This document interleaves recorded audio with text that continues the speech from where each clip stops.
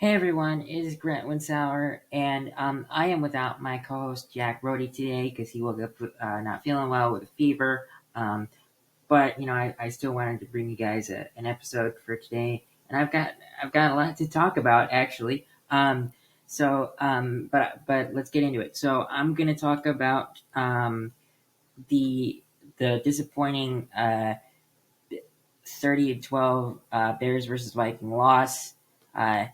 But I mean, not shocking. But you know, I thought we would score more than 12 points, and we should have. Um, I'm going to go into me and Jack's top three choices for head coach, um, because honestly, we cannot go with a defensive mind, uh, because with how strong this division is, um, with the offensive head coaches, the only way that we can compete is if we get an offensive mastermind of our own. We're going to go into some possible GM replacements. Now, keep in mind, I don't know much about front office stuff, so I'm just naming names. I don't really know much about these people besides like uh, the previous positions they've held in front offices. Um, so, because if the Bears move on from polls, um, or, um, you can't really bring in a new coach with only 1 year left on his contract, and then I'll go into the Lions or the Bears versus Lions preview for that game on Sunday because from the 20th to the 28th, I will be in Georgia celebrating Christmas with my family. So our next episode will not be until um, the Bears versus Packers preview episode. So let's get into the topics for today. So before we talk about the more exciting things, the Vikings killed the Bears 30-12, and the game would have been a little bit closer if Doug Kramer decided to report to the referee that he was coming in at fullback. And let me just get it out of the way. It is ridiculous that he didn't just go up to the referee and say, "Hey, I'm coming in at fullback," because because then we would have at least scored 18 points, which I mean is still, kind of a little bit disappointing when you scored 27 the last time that the Bears played the Vikings. But maybe if the score was 18-30, maybe Thomas Brown would have kept Caleb Williams in for the final drive of the game. Now, I don't actually think that happens, but who knows? Now, there were more mistakes than that, starting with Thomas Brown's play calls on the two fourth downs. I understand why he went for it both times, but I don't understand um, why you ran the ball both times.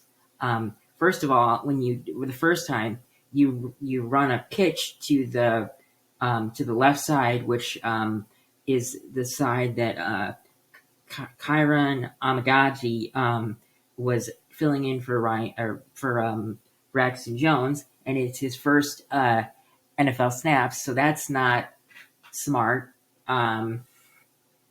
Because I mean, he's gonna get beat pretty easily because he doesn't have a lot of experience with NFL speed. And you shouldn't run the ball against a team that blitzes 40% of the time.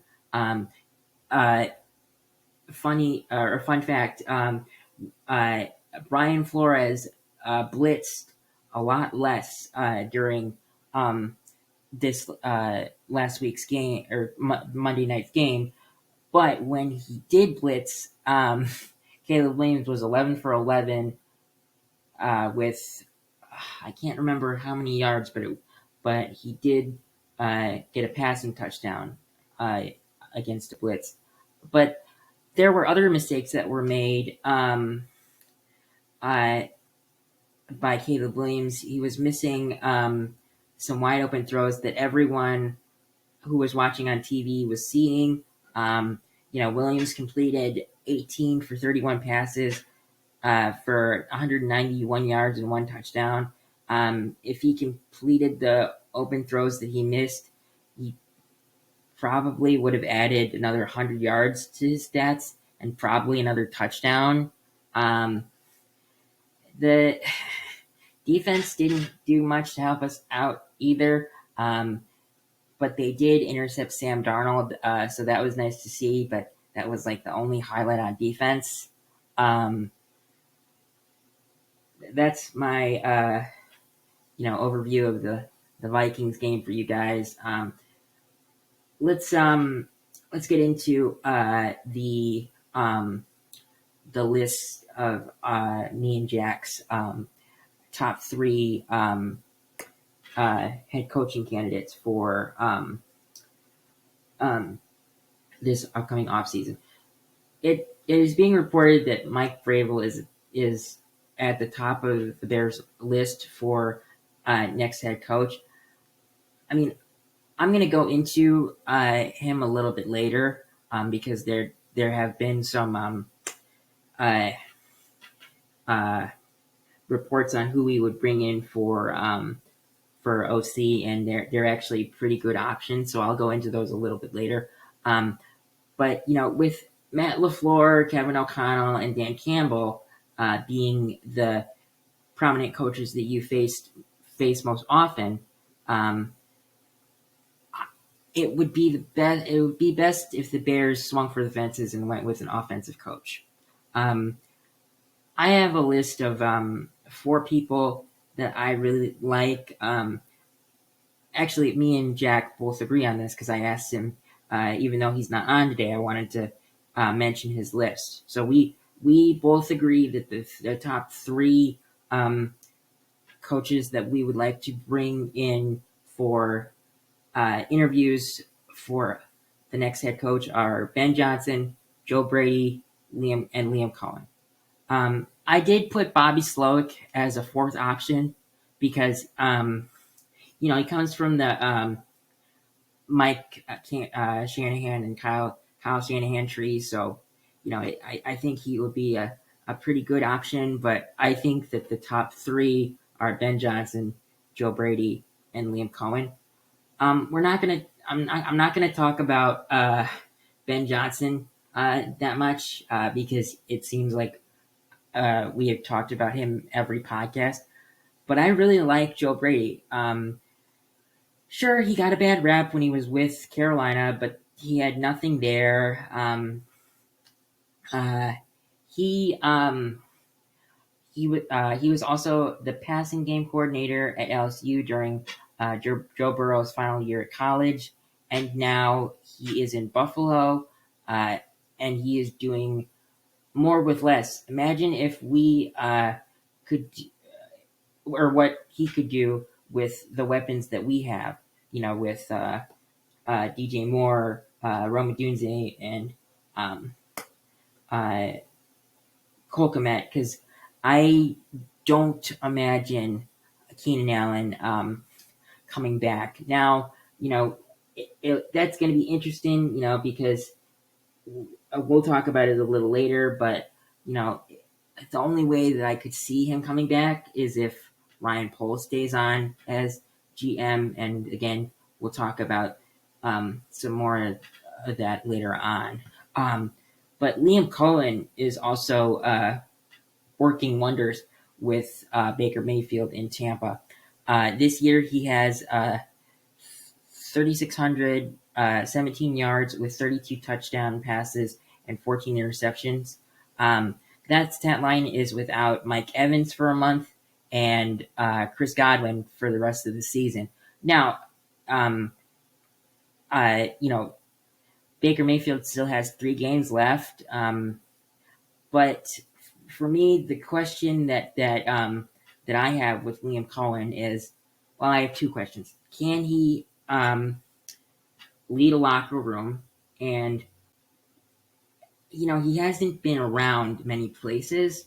So how good of a staff could he build for the Bears? So that those would be my two big questions that he would need to answer in an interview. Um, Lastly is Bobby Slowick, who is um, responsible for developing CJ Stroud, and he has done a pretty good job, especially when you remember that he lost Stephon Diggs for the season and Nico Collins for 5 weeks. If any of these guys get an interview and get offered the job and take it, I'd be happy. But it also comes down to uh,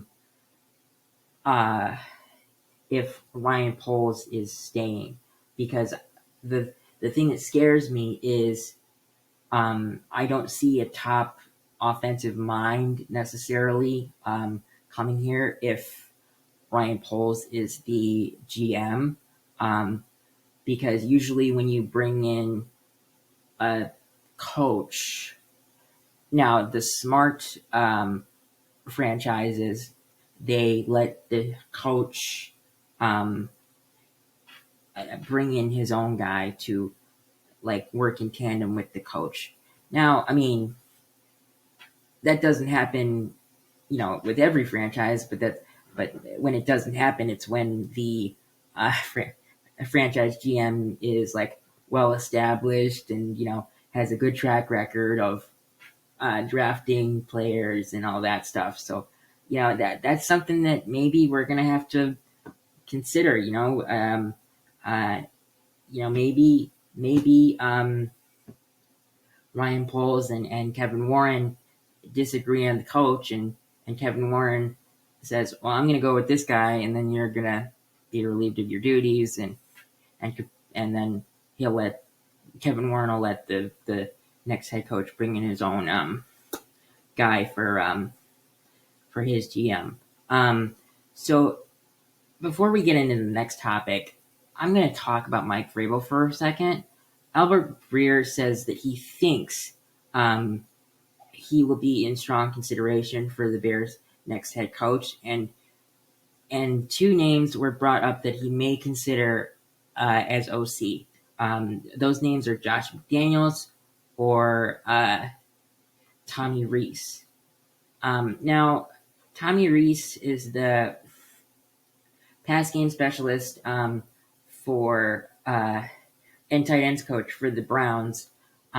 He was the offensive coordinator for Alabama in 2023 and was the QB coach / offensive coordinator for Notre Dame in 2017 to 2022. And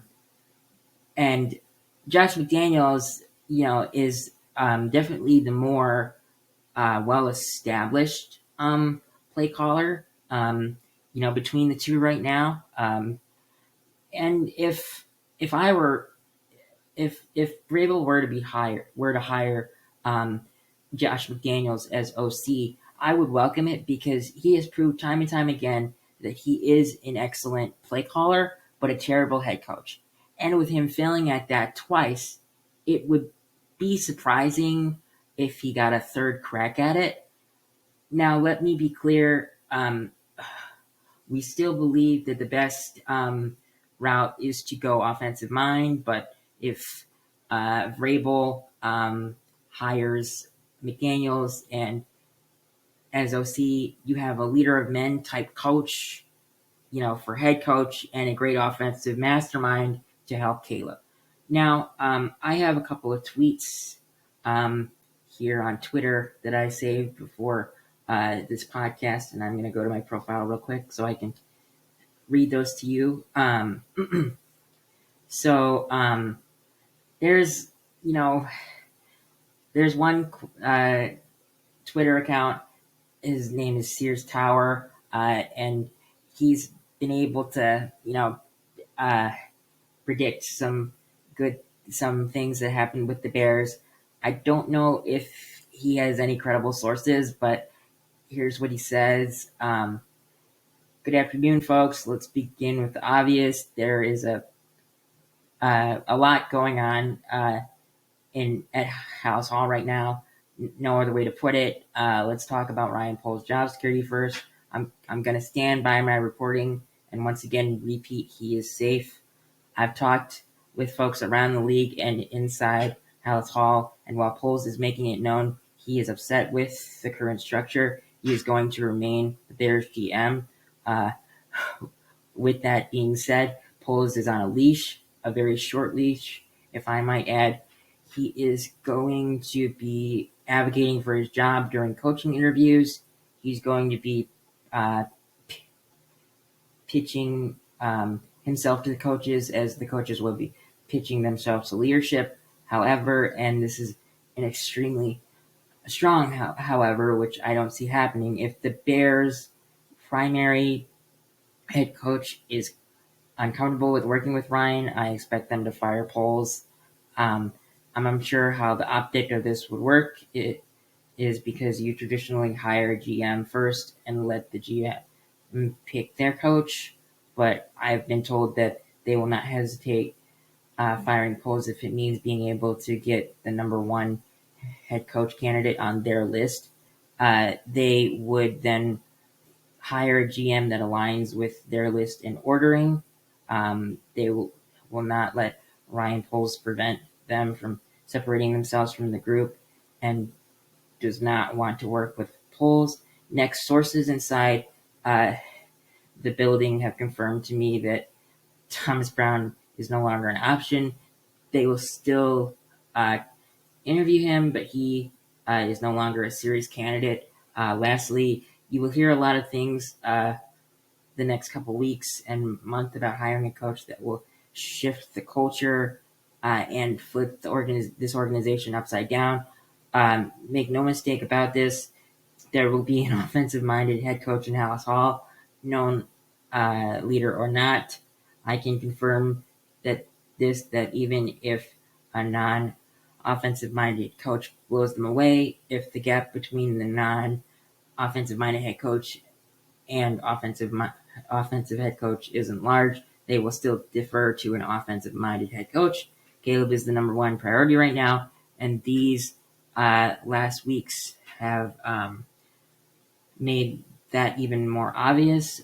This leadership is not going to gamble on revolving doors at OC to develop what feels like for the first time ever a franchise QB at House Hall. It will be an offensive head coach or bust. And also, I read or saw a tweet that Adam Schefter reported that they're trying to get a partner for Caleb Williams, which means offensive-minded, which I am happy with. So, I don't want to cross Vrabel off the list, but it all of this is speculation. It's we won't know until the Bears actually hire someone. And maybe they'll be comfortable with working with Poles. I'm not sure. But and I don't have any inside sources. So, so our next topic will be possible GM replacements for Ryan Poles if they decide to go in that direction. I have two lists that I will go over. One is from Eric Lambert, a sports reporter or a Bears beat reporter for Sports Mockery, a website that I get some of my credible information. And then one from Hoodie Brisker, who we got the mock off seasons from in our previous episode. So let's start with Lambert's list. So his list is John Dorsey, Andy Weidel, John Spidek, John Eric Sullivan, and Ray Agnew. John Dorsey was the GM of the Kansas City Chiefs when they drafted Mahomes, and he is currently the senior personnel executive for the Detroit Lions. Again, I don't know much about GM, front office stuff, so I'm just gonna list names and maybe say who I would personally choose out of this list, out of both of these lists. So we'll get into that in a minute. So Andy Weidel is the Eagles vice president of player personnel. John Spytek is assistant GM of the Tampa Bay Buccaneers. Prior to being promoted to assistant general manager, Spytek spent 2 seasons as the vice president of player personnel. John Eric Sullivan is the vice president of player personnel for the Green Bay Packers. He was promoted to vice president of player personnel on July 22nd, 2022, after spending 4 seasons, 2018 through 2021, as co-director of player personnel. And finally, Ray Agnew is the assistant GM for the Detroit Lions. And if it were me personally, and we hire Ben Johnson, this is who I would bring in if he wanted to bring in a personnel man with him, and we fire Ryan Poles.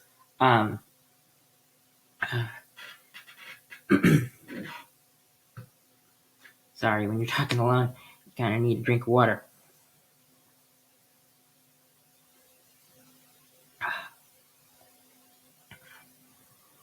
Okay. All right. So now let's get into Hoodie Brisker's list. I'm only going to go into 4 names because I've already mentioned Ray Agnew, who I have already said that I would personally hire myself if we move on from polls. Mike Borgonzi is the assistant GM for the Chiefs right now, and that name might sound familiar because his brother is currently the linebacker coach for the Bears. In 2021, Borgonzi was promoted to assistant general manager.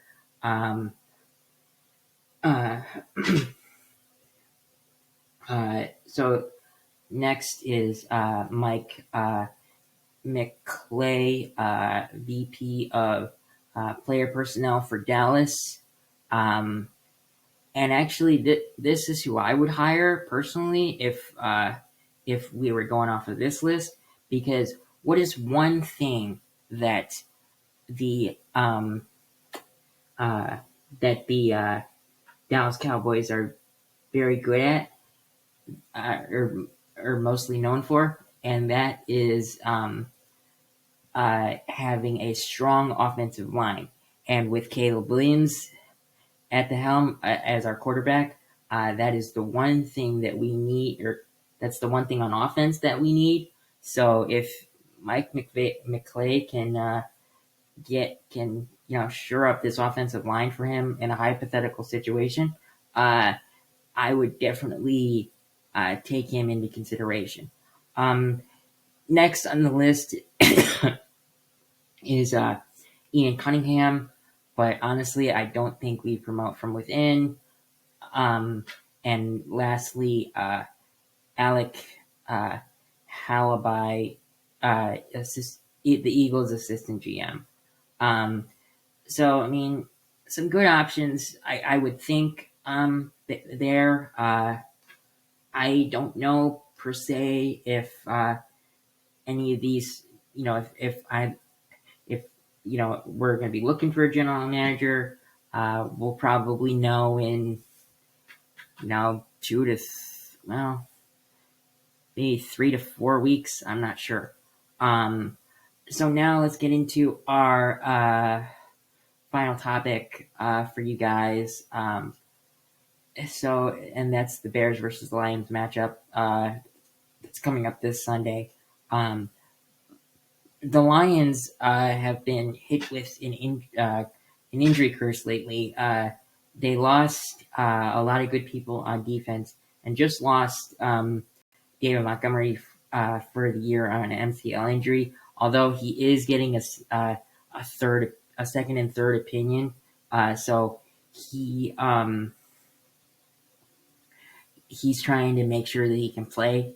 But I don't see him getting an opinion where saying that is a good idea. So, um, so what would I like to see out of the Bears in this upcoming game? I mean, I would personally like to see 250 passing yards out of Caleb and 2 passing touchdowns. With how much firepower they have lost on defense, I think that type of stat line is reasonable to expect.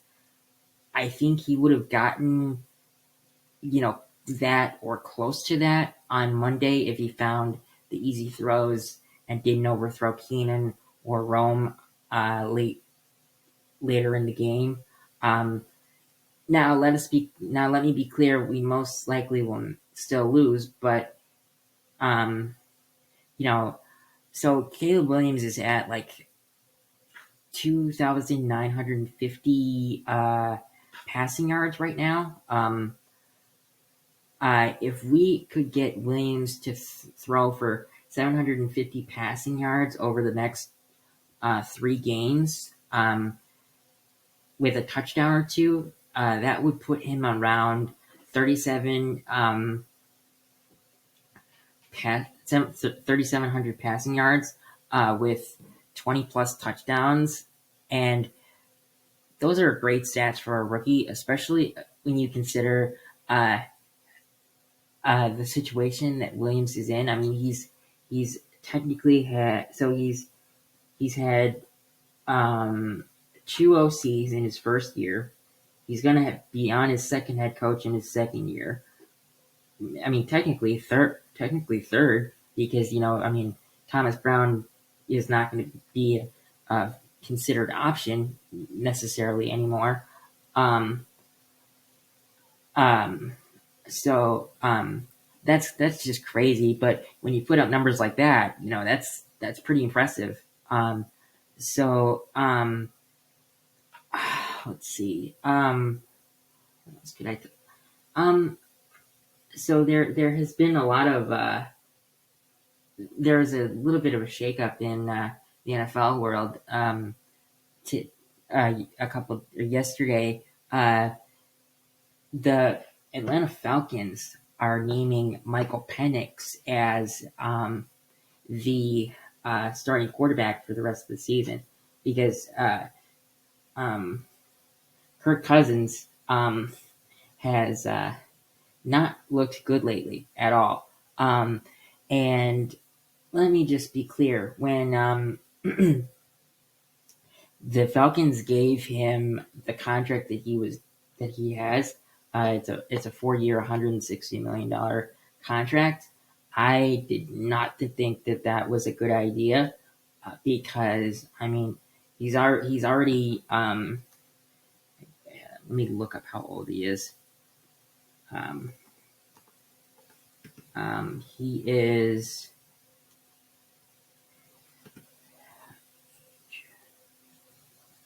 He's 36, and the contract is like he gets 90 million guaranteed. But if they try to move on from him, I think that they would be taking like a $60 million cap hit or something for his contract, which is crazy. But let me be clear: I'm not.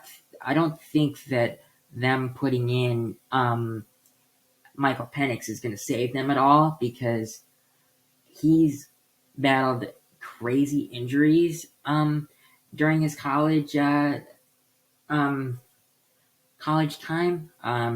it was he broke or he tore both of his ACLs, I believe. So that's not very It's not very good. It's not a good sign when you're a quarterback. And I think they put him in too late. I mean, it's week 16 now. Um, so I mean, they're 8-7. I think, but I mean, I don't know how good of a production you're going to get out of him, just because of um, how little experience he has at NFL speed. So um, I think that's going to be my podcast for you guys today. I'm going to reiterate, we will not have a podcast for you guys from during December 20th to the 28th, because I will be in Georgia during that time celebrating um, Christmas with my family in Georgia. However, we will have a post or a pregame uh, podcast and post-game / start of the off-season podcast for you guys before and after week 18. I hope you guys enjoyed this episode. Have a very Merry Christmas and a Happy New Year, everyone. This is Grant Winsauer of the Bear Clawcast signing off.